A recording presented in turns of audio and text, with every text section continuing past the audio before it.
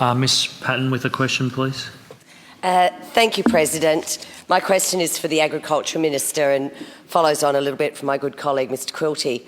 The Victorian Government has been growing cannabis since 2016 and has also licensed the Can Group to provide flower and resin to them also.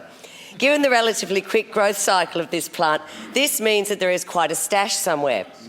I don't know where, but what I do know is Ava, a young girl with epilepsy, is left desperate, and if her parents are to provide the life-saving medical cannabis, it will cost them $90,000 because the government's trial program is full. Given we are halfway through the time period of the government's medicinal cannabis industry development plan of 2018 to 2021, when will you have a product available to sick Victorians? Minister. Thank you, President. I thank Ms Patten for her question and do acknowledge that it's a similar question to Mr Quilty's. And in this space, there is a lot of crossover between Minister Mikakos and myself. So I'll attempt to answer it as much in my space, but I'll probably dabble between the two because it's a little bit hard to avoid. So following on from Minister Mikakos' answer yesterday, of course, we were the first jurisdiction to commit to legalise medicinal cannabis, and it's really led the way for groundbreaking reform, and I know it has a lot of support, particularly in this place.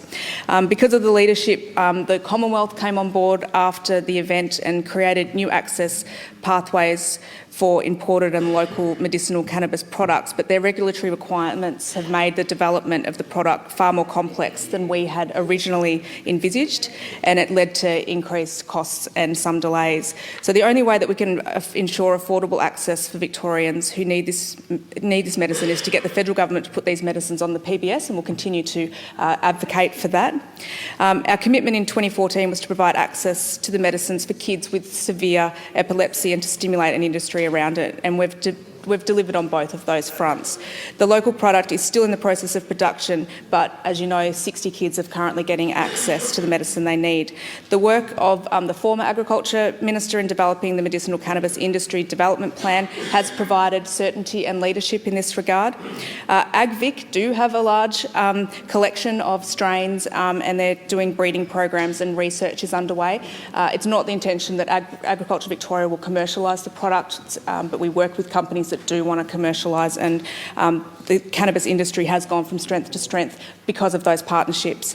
We've got international companies committing millions of dollars of investment, particularly in regional Victoria. We've got hundreds of jobs that look like they're coming to some areas, including Shepparton. We currently have an imported product that's available under the Compassionate Access Scheme to treat 60 children, and obviously the government product is undergoing stringent safety testing as required by the TGA. As I understand, when pharmaceutical products are in the development of being a new product, it usually takes 10 years and hundreds of millions of dollars of investment. So it's effectively what we're kind of dealing with. We're trying to speed it up. We are ahead of a normal produce, but we do want to get it to kids like Ava, and we'll be keeping on going on those things. But I hope that answers your question. Ms Patten, on a supplementary.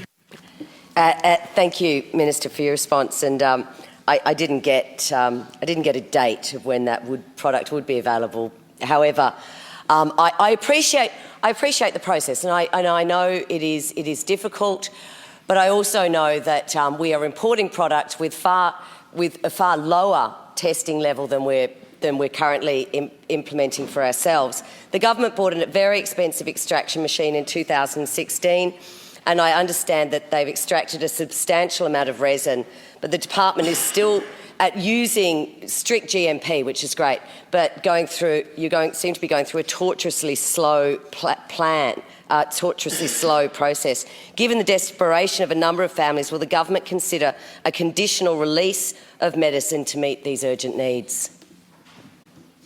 Minister.